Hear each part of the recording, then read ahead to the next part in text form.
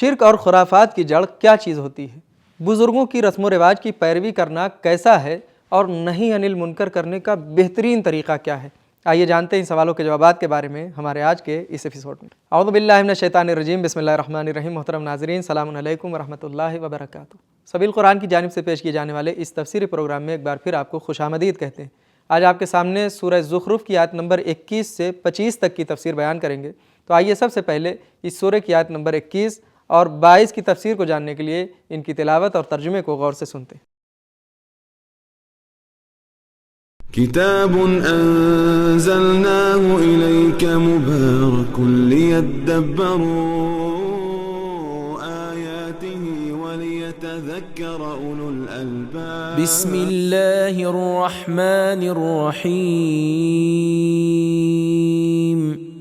ام آتیناہم کتابا من قبلہ فہم بہ مستمسکون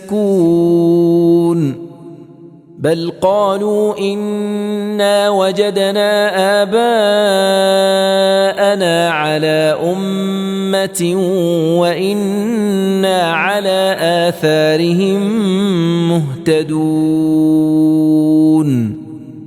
یا ہم نے ان کو اس سے پہلے کوئی کتاب دی تھی کہ یہ لوگ اسے مضبوط تھامے ہوئے ہیں، بلکہ یہ لوگ تو کہتے ہیں کہ ہم نے اپنے باپ داداؤں کو ایک طریقے پر پایا اور ہم ان کے قدم بقدم ٹھیک راستے پر چلے جا رہے ہیں۔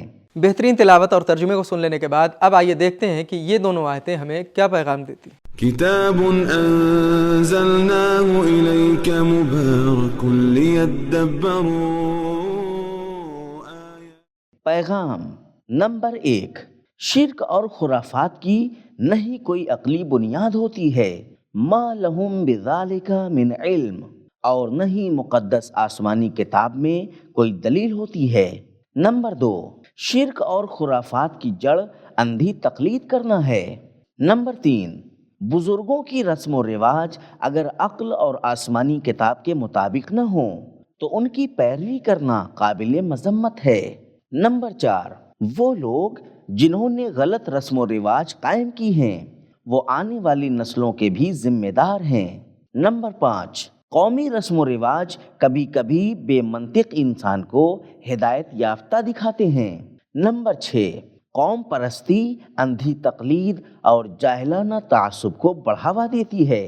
آیت نمبر 21 اور 22 کی تفسیر کو جان لینے کے بعد اب آئیے سورہ زخرف کی آیت نمبر 23 کی تفسیر کو جاننے کے لیے اس کی تلاوت اور ترجمے کو غور سے سنتے ہیں۔ وَكَذَلِكَ مَا أَرْسَلْنَا مِن قَبْلِكَ فِي قَرْيَةٍ مِّن نَّذِيرٍ إِلَّا قَالَ مُتْرَفُوهَا إِنَّا وَجَدْنَا آبَاءَنَا عَلَى أُمَّةٍ وَإِنَّا عَلَى آثَارِهِم مُقْتَدُونَ۔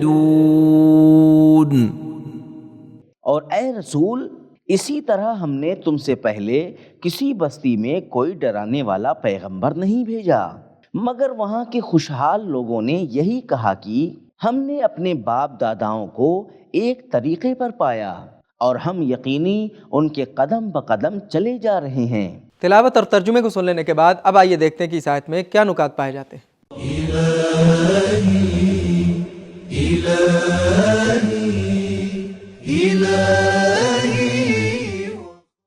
نکات مترف طرفہ سے بنا ہے جس کا معنی ہے بہت ساری نعمتیں، اور یہ اسے کہا جاتا ہے جو نعمتوں کی وجہ سے مغرور اور مدہوش ہو جاتا ہے۔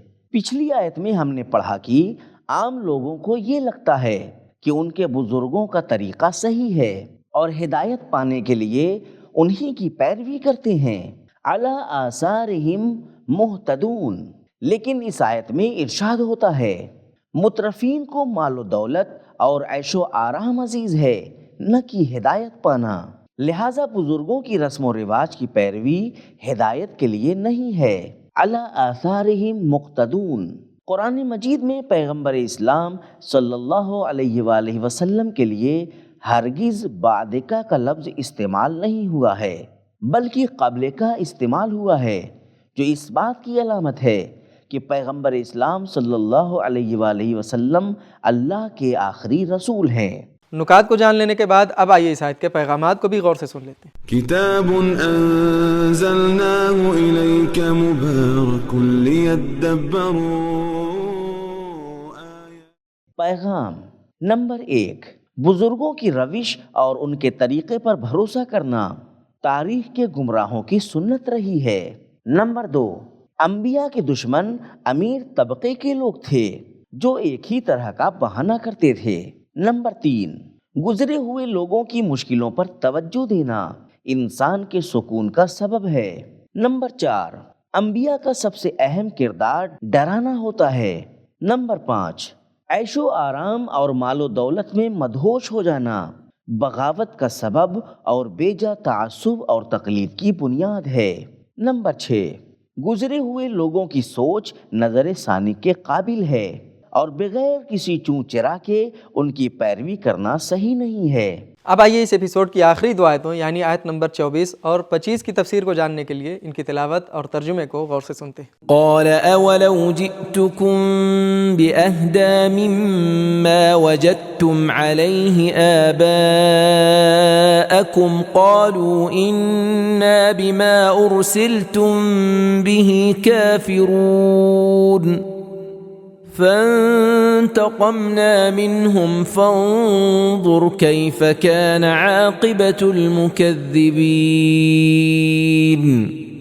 اس پر ان کے پیغمبر نے کہا بھی کہ جس طریقے پر تم نے اپنے باپ دادا کو پایا، اگرچہ میں تمہارے پاس اس سے کہیں بہتر راہ راست پر لانے والا دین لے کر آیا ہوں تو بھی نہ مانو گے۔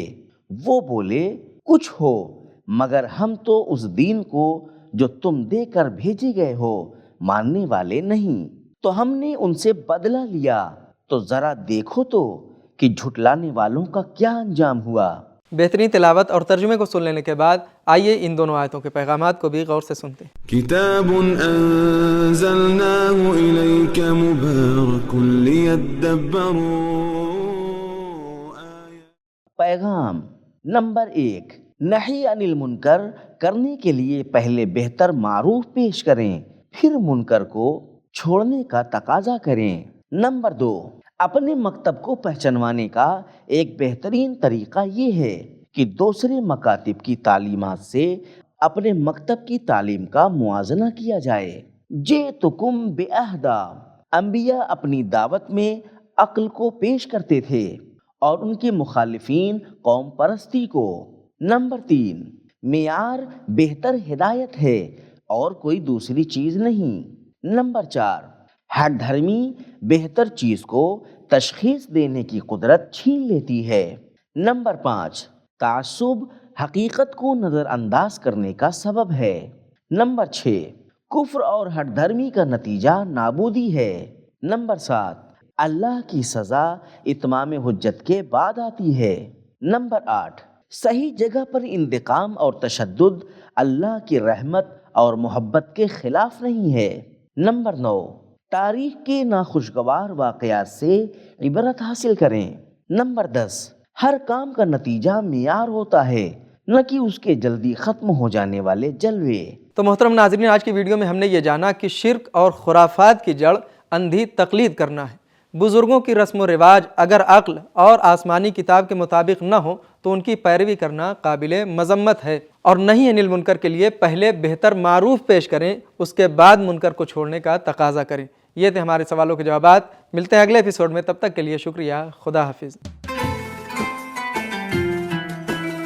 سبیل قرآن، قرآنی سماج کی پہچان۔